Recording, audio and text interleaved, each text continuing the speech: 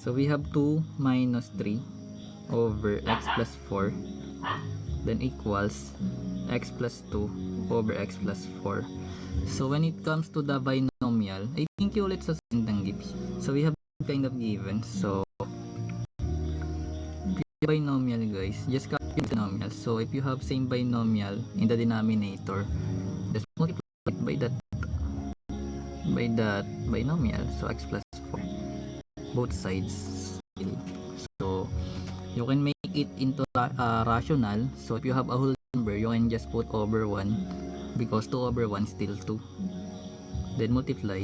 So just copy the numerator, then multiply by this number or this binomial. So x plus 4. So minus, copy the numerator, then multiply by x plus 4. So para sila meron, so may eliminate. So this will become 1 because x plus 4 times divide x plus 4, that is 1.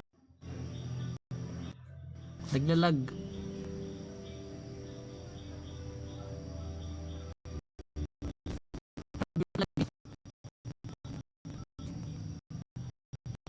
Yung galaw. Lag.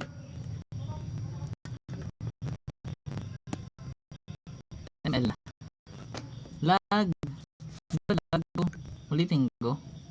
Magre-live na lang ako guys. Lag pa ba? Check nyo nga guys yung lag ba. Baka lag pa eh. Nandiyan ang labo. Live na lang ako. Lag eh.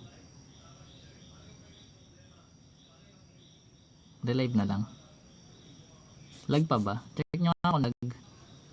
Pa-check muna guys yung lag. Di na. Okay na. Continue tayo guys. Pero clear ba yung vision? Yung ano? Clear ba yung sulat or blurred? Blurred yata eh. Ano dapat biglang lumabo? Pero nakikita ba? Visible by numbers? Yung mga sulat. Ba't biglang lumabo? Parang kailangan mag-relive. Relive kaya ako. Relive na lang yata ako guys. Relive na lang. Lumabo eh. Flashlightan ko na lang. Para luminaw. Okay naman. Kita naman. Kita ba guys? Malinaw ba yung numbers yung given? Malabo sa akin eh. Malabo na mata oh.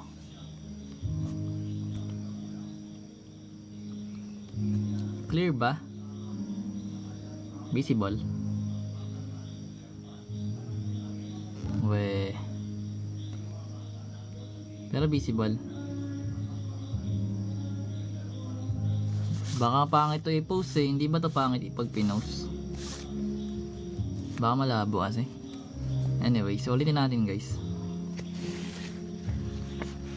So meron tayong given. Parang malabo sa akin. So we have a given like this. So remove lang natin. So meron tayong given na 2 minus 3 over x plus 4 then equals to x plus 2 over x plus 4. So kunin lang natin yung LCM ng terms natin both sides. So we have x plus 4. So multiply it both sides by x plus 4. So x plus 4 times 2. Just copy the numerator first, then kapag hindi naman ito makakancel guys, edi copy mo lang siya, multiply mo lang doon sa numerator. So like dito sa negative 3 kasi minus 3 to, copy mo lang yung numerator. Pag tinakpan mo kasi to guys, mawawala. So parang naging times 1 lang siya. Or kahit wag ka na mag times 1, okay lang yan. So ito rin meron din. So x plus 2 yung numerator mo, then takpan mo lang tong x plus 4, x plus 2 pa rin siya. Then pag may ganyan na tayo guys, edi simplify na natin. So distribute lang natin tong 2x 2 sa x plus 4. So magiging 2x to. Kasi 2 times x yun. Then 2 times 4 magiging 8. Then minus 3 equals x plus 2.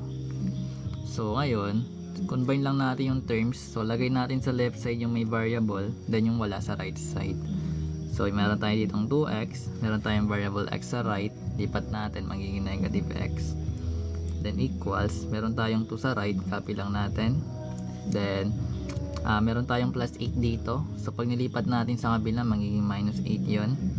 Then meron tayong minus 3. Pag nilipat sa kabila, magiging plus 3. So ngayon, ano ba yung 2x minus x? So remember guys, kapag meron kang variable, meron yung coefficient na 1. Kapag walang number, kapag variable lang. Pero pag may number siya like 2, ibig sabihin may 2 siya ng coefficient. Pag walang variable, pag walang number, may 1 yun. Understood dapat yun. So we have 2x minus x, that will become x. Then 2 minus 8 plus 3, so left to right, 2 minus 8 magiging negative 6 plus 3 magiging negative 3. So magiging negative 3 yung sagot para dito. Or pwede yung pagsamahin muna yung yung mga plus. So 2 plus 3 magiging 5, then 5 minus plus negative 8 magiging negative 3 pa rin. Kaya yung ginagawa. Hindi, nakadepende sa'yo yan guys. Mostly kasi nakadepende yan, basta alam mo yung ginagawa mo.